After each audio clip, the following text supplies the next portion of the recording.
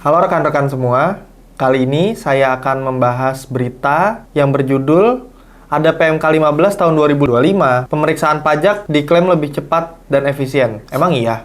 Dilansir dari DDTC News, Kementerian Keuangan mengklaim pemeriksaan pajak kini lebih efisien seiring dengan penerapan Peraturan Menteri Keuangan Nomor 15 Tahun 2025 tentang pemeriksaan pajak. Topik tersebut menjadi salah satu ulasan media nasional pada Jumat 11 April 2025. Kepala Badan Kebijakan Fiskal atau BKF, Febrio Kacaribu, mengatakan PMK 15 tahun 2025 mempersingkat durasi pemeriksaan pajak. Dengan pemangkasan durasi pemeriksaan, dia meyakini meningkatkan kepastian bagi wajib pajak. Ini sekali lagi percepatan pemeriksaan pajak. Itu jauh lebih cepat dan lebih efisien, ucapnya. PMK 15 tahun 2025 antara lain mengatur jangka waktu pemeriksaan yang sebelumnya maksimum 12 bulan, kini diubah menjadi hanya 6 bulan. Nah, ini merupakan fakta pertama yang harus kita cek. Tadi dikatakan bahwa jangka waktu pemeriksaan yang awalnya 12 bulan, sekarang dipangkas menjadi 6 bulan.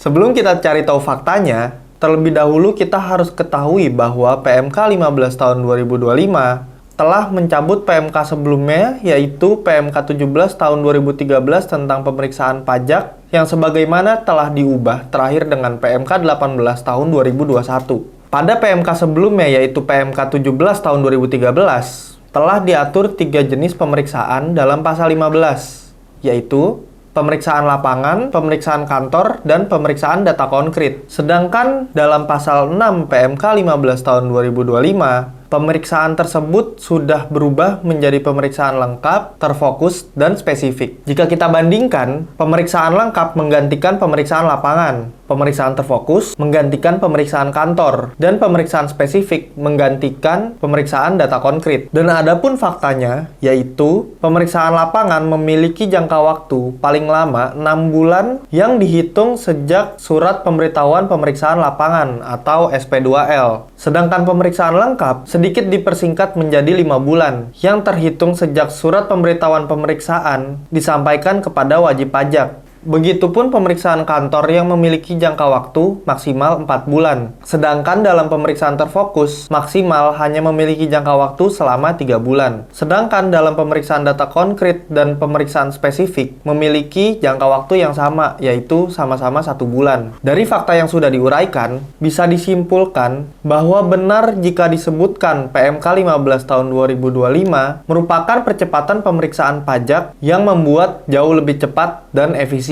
Namun, jika disebutkan tadi bahwa pemeriksaan sebelumnya maksimal 12 bulan, lalu kini menjadi 6 bulan, maka hal tersebut tidak sesuai dengan fakta yang diuraikan tadi, yang mana pemeriksaan lapangan yang tadinya 6 bulan waktunya, kini berubah menjadi pemeriksaan lengkap yang jangka waktunya hanya 5 bulan. Lalu, pemeriksaan kantor yang tadinya memiliki jangka waktu 4 bulan, kini menjadi 3 bulan. Sedangkan pemeriksaan data konkret dan pemeriksaan spesifik sama-sama memiliki jangka waktu 1 bulan. Disebutkan juga bahwa pemeriksaan wajib pajak grup dan transfer pricing juga dipangkas dari 24 bulan menjadi 10 bulan.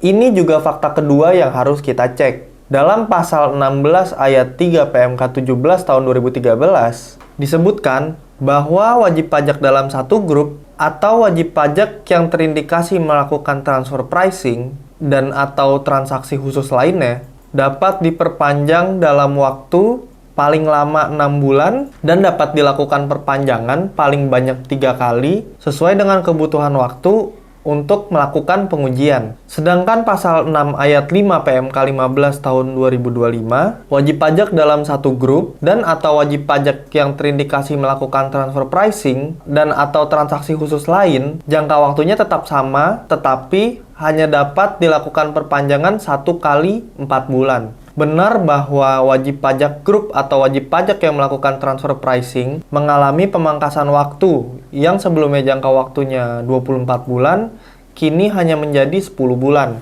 Febrio menilai wajib pajak memerlukan kepastian untuk melaksanakan hak dan kewajiban pajaknya. Menurutnya, PMK 15 tahun 2025 juga dapat dimaknai sebagai salah satu kemudahan administrasi di tengah ketidakpastian ekonomi akibat kebijakan tarif Amerika Serikat. Transparansi, kecepatan, dan efektivitasnya itu memang bukan hanya gara-gara kita sedang berhadapan dengan Amerika Serikat, tetapi ini memang reform yang memang sudah kita siapkan untuk kemudahan pengusaha, ujarnya.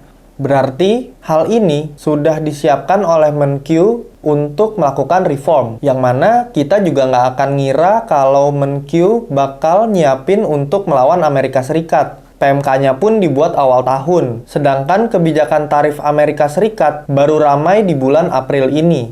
Tak hanya itu, jangka waktu pembahasan akhir hasil pemeriksaan dan pelaporannya kini dipangkas dari maksimal 2 bulan menjadi maksimal 30 hari sejak tanggal surat pemberitahuan hasil pemeriksaan atau SPHP. Nah, untuk yang terakhir ini juga harus kita cek kebenarannya. Hal ini terdapat pada pasal 15 ayat 5 PMK 18 tahun 2021 bahwa jangka waktu pembahasan akhir hasil pemeriksaan dan pelaporan yaitu 2 bulan dihitung sejak tanggal SPHP disampaikan. Sedangkan pada PMK terbaru, dalam pasal 6 ayat 10 disebutkan bahwa jangka waktu pembahasan akhir hasil pemeriksaan paling lama 30 hari kerja terhitung sejak tanggal SPHP disampaikan. Maka benar bahwa jangka waktu pemeriksaan akhir hasil pemeriksaan dan pelaporannya dipangkas yang semula 2 bulan menjadi 30 hari atau 1 bulan. Dari maksimal 2 bulan menjadi 30 hari sejak SPHP. Selain hal-hal tersebut, terdapat juga 5